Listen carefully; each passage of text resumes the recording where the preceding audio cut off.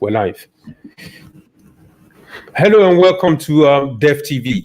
I have an amazing guest for you today. My guest has taken on the challenge of making food cheaper, taking on the challenge of making farming profitable, has decided that he's going to face the challenge of bringing youth into farming, and decided to make farming predictable to the extent that they'll be able to access, farmers will be able to access finance and insurance. Welcome to Dev TV.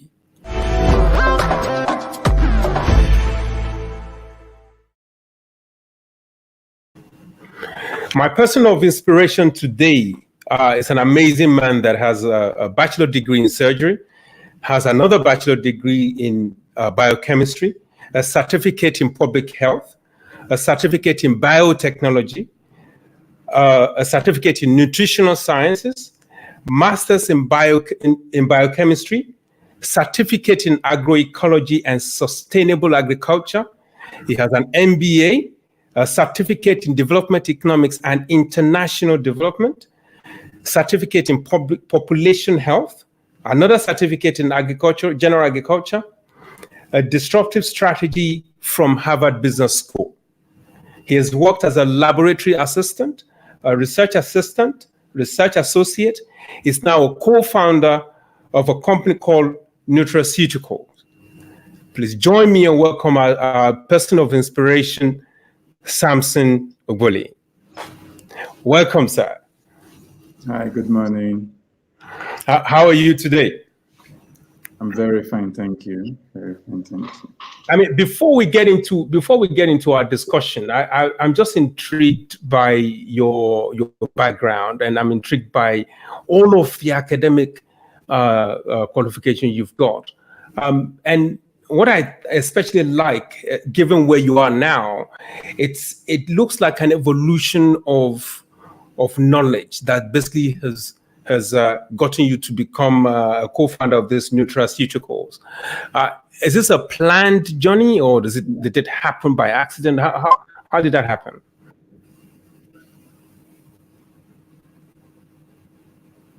Hello, Samson? I was guided. I am lucky to have people who I look up to who tell this is the next you should be doing next. And so I'm always willing to listen, to have mentors. It's of no use trying to create new paths where others have worked before.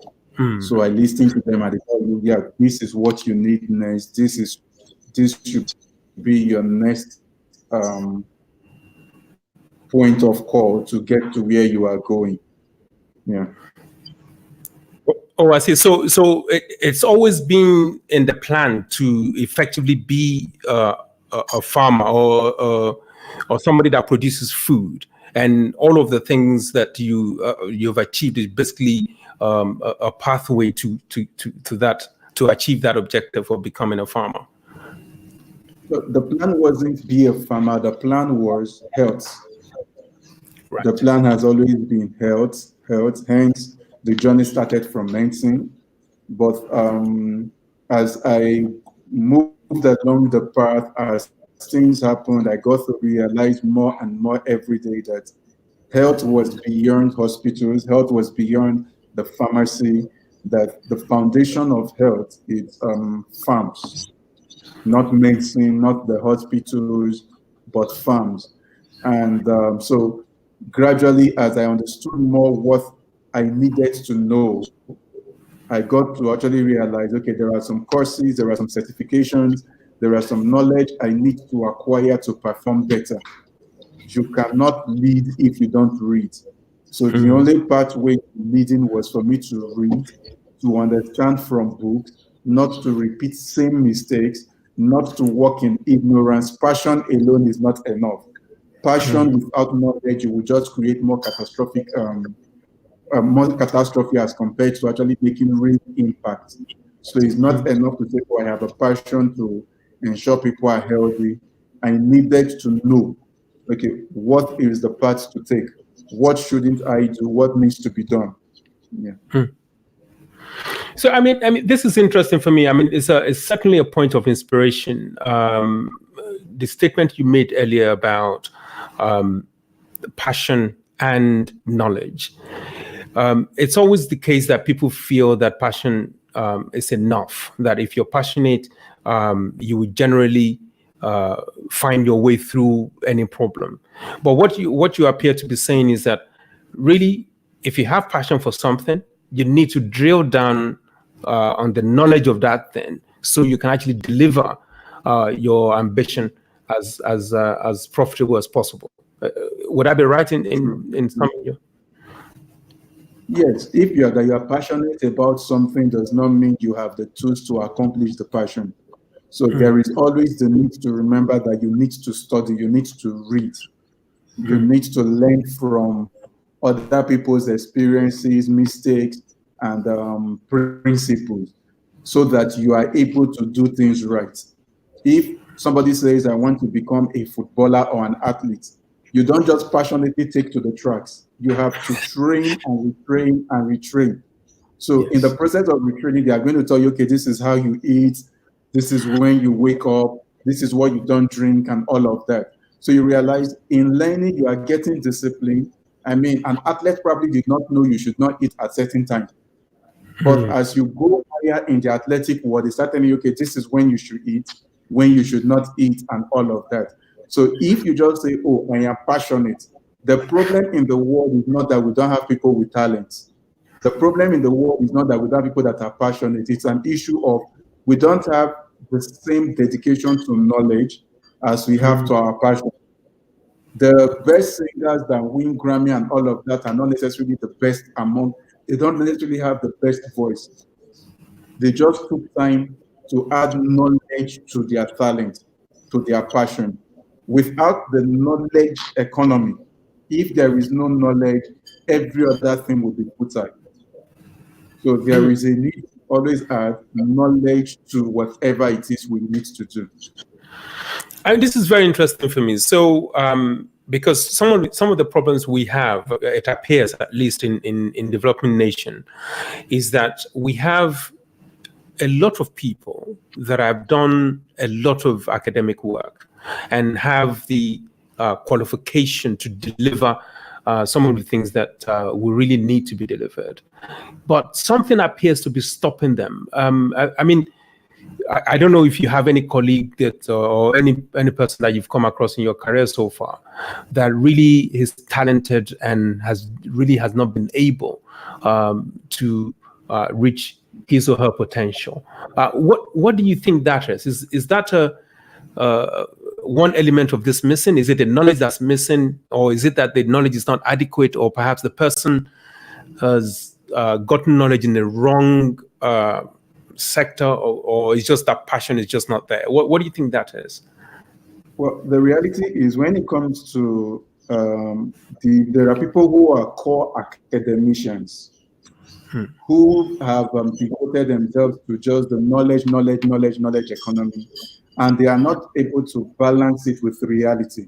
Now, it's not like it's bad. So all they need to do is look for somebody who can translate their theoretical work to physical work.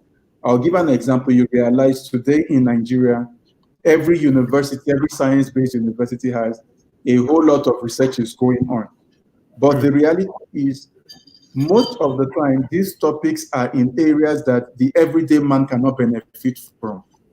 Right. And it takes, for instance, we are doing a research work on how to increase the life of grasshopper.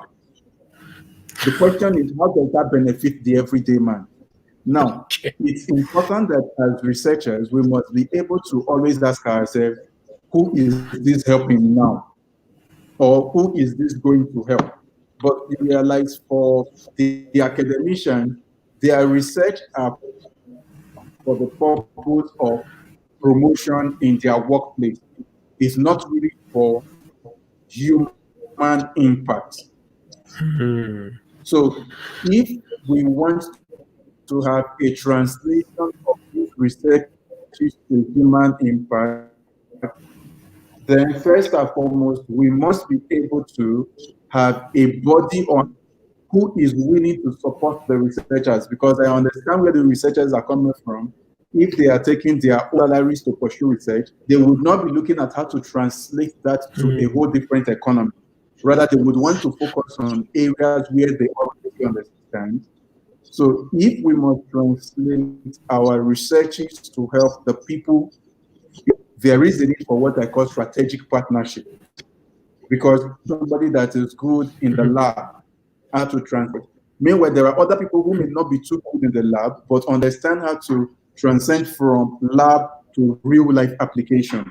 So you work with such people, carry them along in the design, not that you do design in isolation and bring it to them because they may not even know whether that fits in or not.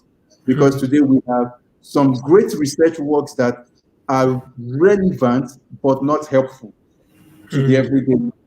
So there is a need to ensure that whatever research you are doing has a real life application here and now, or at most in a few years.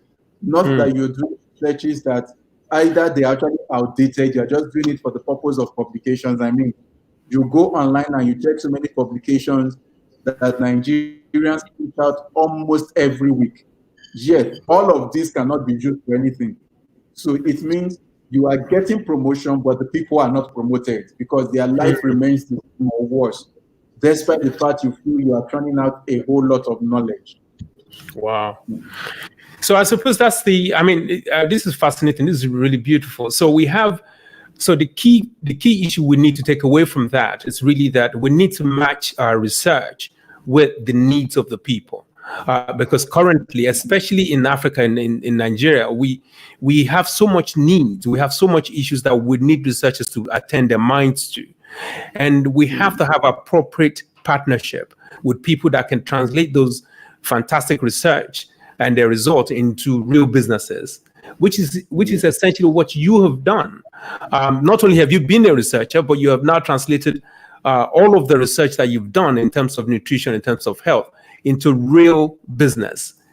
Now, can you please talk us through how your translation of this incredible work that you've done will resolve food? I like the idea of food becoming cheaper and will make agriculture more profitable.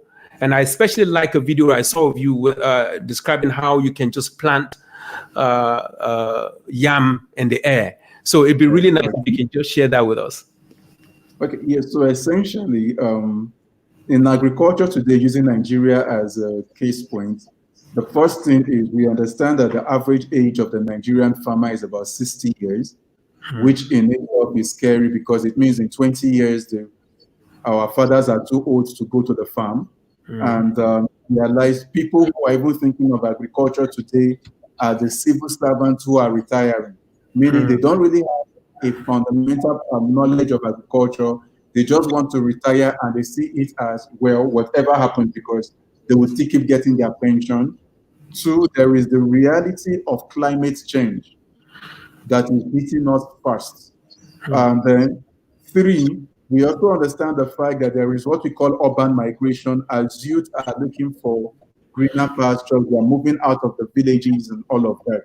And four, unfortunately, the government or some government officials believe, the way to help people come into agriculture is to distribute things like hoes, cutlass, wheelbarrows, and the rest. And this is not sustainable. So as a person, I thought, if we understand what agriculture actually stands for, that agriculture is not just production. Because if agriculture were just about food production, then we can have a seamless method where we have a place where we import all our foods from. And we say there is food security. But it is much more than that. You realize that food in itself determines our genetics, determines our health, determines our life, determines how long we are going to live. I mean, if it is no coincidence that when food was healthy, the time of death was a bit longer, like 70, 80, 90. In the past, with our forefathers, despite the fact they didn't have good education and all of that, they lived as much as 100, 120 years. But somehow, with better education, hospitals, facilities, and all of that, the expected death age now is about 50, 60, which means we have forgotten something about the fundamental, which is food. So first, we need to understand agriculture, that agriculture is not just about filling the stomach, it's ensuring productive lives. one. Two, agriculture also ensures that the environment is taken care of. So we are not just about food production, we are also about the environment. I always give this example. We do not say because we want to cook our food, we burn down the house to make firewood. So we cannot say because we want to produce food, we burn down the planet. Because there is no planet we would say we want to shift to after we destroy the earth.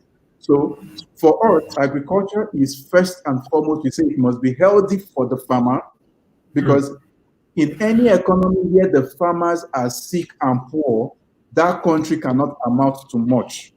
It's that simple. If you look at developed nations, look at their farmers. They may not be the richest, but they are not the poorest of the poor. But when you come to developing or underdeveloped nations, you realize the highest percentage of the people are farmers. One, more than that, they are poor.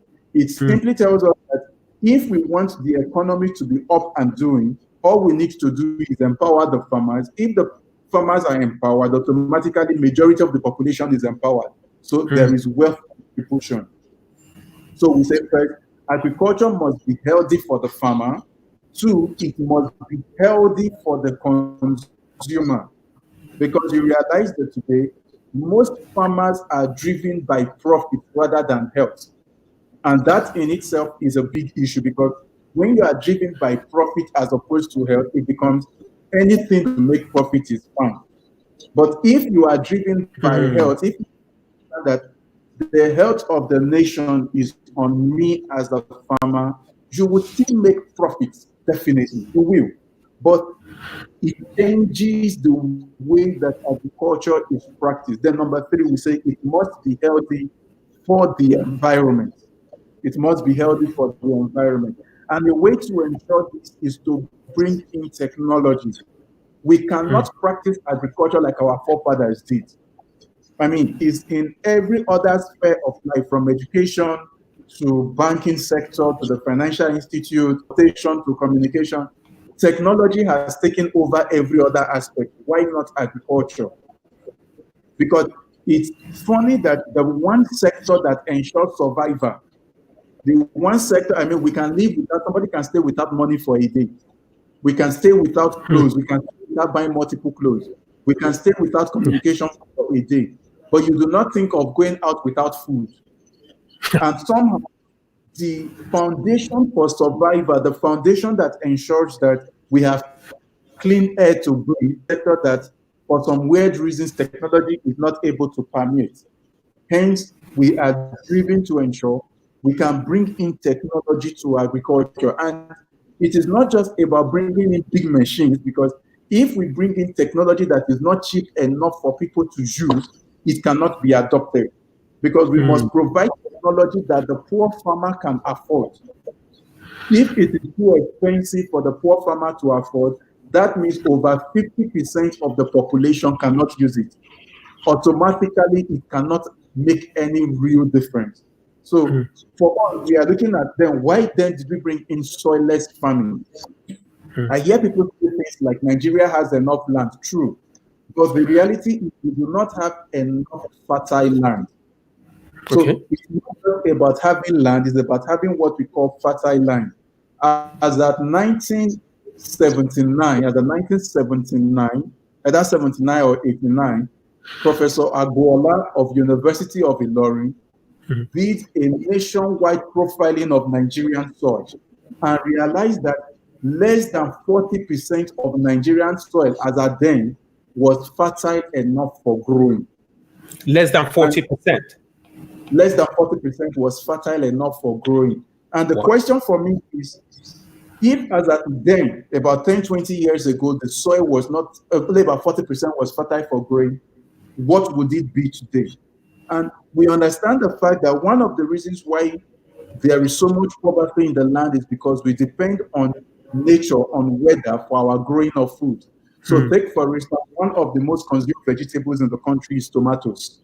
And we realize that there is a time in the year where tomatoes becomes very cheap, that irrespective of how poor the person is, you can afford tomatoes.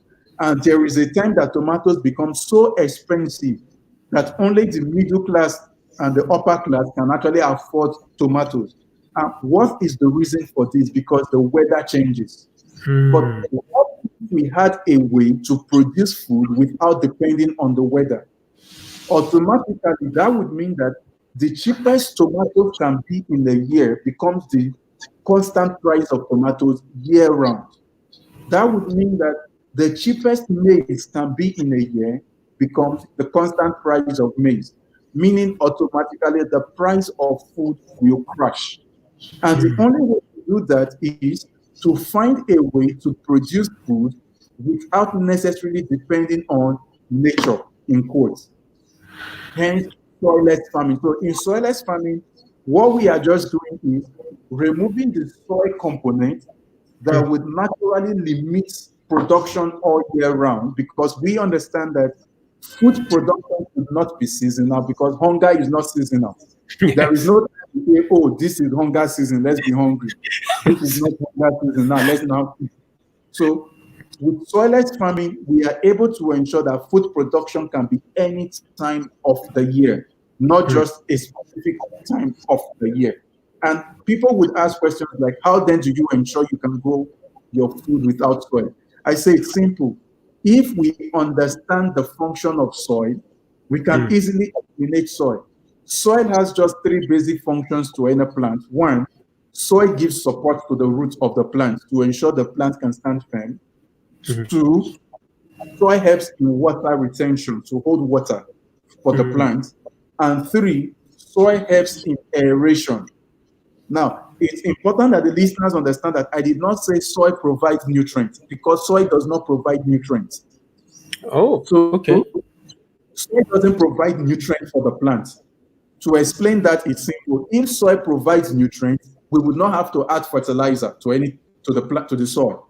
The essence of fertilizer is because, you are saying the nutrients around where the soil is has been depleted. So I need to bring in a supplement to help it come up, because the presence or absence of nutrients in the soil is dependent on the presence of inorganic material, which comes from the leaching or welding of a rock, while the presence of organic nutrients around a soil is dependent on dead decay matter around that soil. So once we eliminate the soil, automatically we are able to produce crops without seeding. Two, we also understand that most of the pathogens that affect plants are found within the soil. So if I am able to remove the soil, I have automatically eliminated those pathogens. Which shows that for a farmer, pathogens are one of the major issues. Take, for instance, today in Nigeria, an hectare of land gives about 20 or 25 tons of tomatoes. Meanwhile, in civilized nations, they get about 100, 150 tons. Wow. So we need to ensure that we can support the local farmer to produce more in a small space. And with soilless farming, we are able to push the farms from the interior villages closer to the urban center. I am a firm believer in not waiting for the government to provide all the solutions. We should be able to do something. My reason is simple. I understand the fact that I always tell people this: we cannot wait for people whose offices are based on tenure to decide our life that is not based on tenure. I mean, the person probably spends 4 to 8 years and they are out. But I am not going to say after 4 to 8 years of living, I am out. So why wait for a person that his office is based on tenure to decide my every outcome? I say that to say, which is one of the reasons we push for soilless farming is, yes, the roads are not good. But if we can push the farms closer to the cities where the foods are needed, then the issue of the road network, the transportation, becomes less of an issue, because now the farms are closer to the people that need it. Wow. No, I mean, this is incredible. This is inspirational, I think we have very poor understanding of agriculture. I mean, one of the things that you've really taught me, at least on this broadcast, is that you don't need soil to grow your food, and the fact that soil doesn't provide nutrients for for the plants. That's a revelation for me. I've always thought that we need soil for all of the nutrients that the plants get. The other thing that really is shocking for me, though, is the fact that in Nigeria, at least, we only have it might be a lot less now. We have 40% of fertile land. Now, can I just ask a question before we close? What's the difference between, is it arable land and fertile land? Is it the same thing? Because when you read statistics, it's always that we have so much land that we're not using for food purposes. Is there a difference between those two things? Yeah, when we say the land is arable, it means this land technically can grow if we can revive the soil. There are some soils that you know that, this land cannot grow anything at all, irrespective of what you do. But in arable, we think this can grow, but it doesn't mean it is fertile. But you can bring in fertilizers and all of that, and the soil will pick back up. But when we say fertile for growing, it means I can go there without any addition of anything, and the land is good enough to support my crop. I see. Okay. And what you're not doing in the system that you're developing, we don't have to even deplete those nutrients in the current in the fertile land, because we can provide nutrients to the crop without using the land itself. So hopefully that will last us a bit longer. Yes, excellent. It will last us a bit longer. Yeah. Brilliant. I mean, I'm so sorry. I mean, it's been an amazing thing, and you really have to come back to so we can drill down in some of these issues, especially all the technology that you're bringing into agriculture. But before you go, can you talk to us about the 520 that you have on your profile, and if you can tell us where people can reach you if they want to get in touch with you? Okay, so the 520 is a program we'll be having next year, 520. We call it 520 because next year is 2025, because it will be in the month of May. And the program is called Soilless Farming Laboratory. For the lack of a better word, that's why we call it Soilless Farming Laboratory. But the goal is we have three aspects to it. So number one, we have technology. So under technology, we'll be teaching people how to build soilless farms. We'll be teaching people how to build robots, how to build artificial intelligence for the farms. And like I said, the idea is we understand that people who need to understand how to build robots and all of that has to be the youth. Because when we say agriculture, we are not saying everybody needs to go to the farm. We need other people in other aspects of the value chain. So under technology aspect, we are teaching people how to build basic farm tools and robots that can be deployed even by illiterate. Like I always say, a technology that is too expensive for the common man does not help anybody. Because the reality is, a technology that only the rich can afford means that there is still poverty in the land. Because a proper technology is a technology that the poor can afford, used to increase efficiency and productivity. That way, we are able to do proper wealth distribution. So for the first 3 days, we'll be discussing on technology, teaching people how to build these tools, how to do basic coding and all of that. Then on the 4th day, we'll then go into the business aspect of agriculture. And we have what you call agri-business, because it is not enough for you to say, I can build X, Y, Z. The question is, who do you market to? How do you market? Then we'll also be teaching and showing people some of the loopholes that currently exist.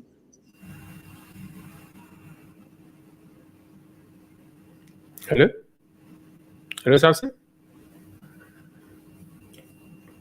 Hello, Samson?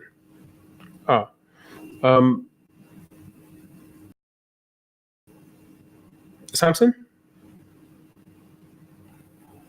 We'll try and get Samson back. I think we're probably having internet issue.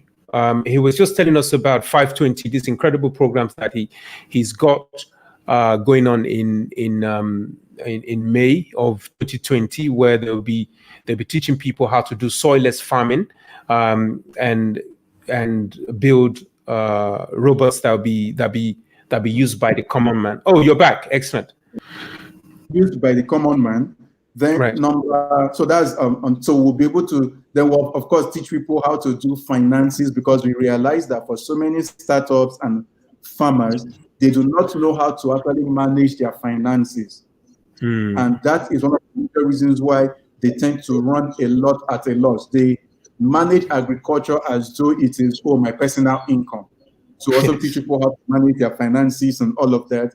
Then on the 5th day, we will go into things like tissue culture, proper robotics, they will do their practicals, and also tissue culture is how you are able to produce clean materials, clean seed in the lab kind of setting. Then on the Saturday, everybody gets to practicalize what they have learned. And let me also add that we only have 50 slots available so that we can actually manage properly everybody that is coming in, so that everybody has hands-on experience. So on the 6th day, everybody gets to practicalize. So only those that are able to set up the farm properly, automate their farm, actually get the certificates. That when I say certificate, I like a real certificate that shows these are your capacities or capabilities. But for others, you just get certificate of attendance if you are not able to develop from scratch, build something that is usable, because the idea is at the end of the day, you should be able to build something that to farmers and they are able to use for real life applications. So it's not just going to be theoretical knowledges and all of that. And we're also going to have on board association of the president of Association of African Association of Vertical Farmers. She will be around to watch the process, and those who pass get inducted automatically into the association for that figure. It's going to be a program of 7 days, and we are going to have hotels that will book. We are paying for their food, accommodation, everything is catered for. So thread out my social pages or through my email. Yeah. Okay. Is that the same email I have? Should I share that with people? This one? Sorry, I didn't get that. Is this the email? This is the email on the screen right now. Can you see the email on the screen? Yes, that's the email. Excellent. Listen, Samson, thank you very much for the inspiration and the knowledge that you shared with us today. My hope is that you will come back and explain a whole lot more, because there's so much that I would have loved to ask you about the technology of farming, soilless farming, and how it can be profitable, and how it makes sense for financiers to get involved in it, and how insurance can really work with you. So people can begin to fully understand that this is a business that they can do with a shirt and tie. And I like your TED talk where you were suggesting that all of this can be done by robots, and you can do it by your smartphone. I hope that you will come back. I hope we can schedule time for you to come back to explain all of those to us. Thank you very much for your time today. And I am very confident that you've inspired a whole lot of us. Is there anything else that you want to share with us before we close out the show? Yeah, I would just say right now you may not be a farmer, but you can help farming and the future by ensuring you do not waste your food. Fantastic. That's a lovely way to close. Thank you very much, Samson, and thank you for watching. I hope you've all got inspired as much as I have got inspired. I certainly now feel like I can be a farmer now that we have this new method of doing farming. Thank you for watching, and please leave comment suggestions in the comment section below. If you're in LinkedIn, you can contact Samson through his LinkedIn profile and the email on screen. If you're on Facebook, I'll put all of these contact details and website on Facebook and YouTube, so you can contact him if you so wish. Thank you for watching, and see you next time.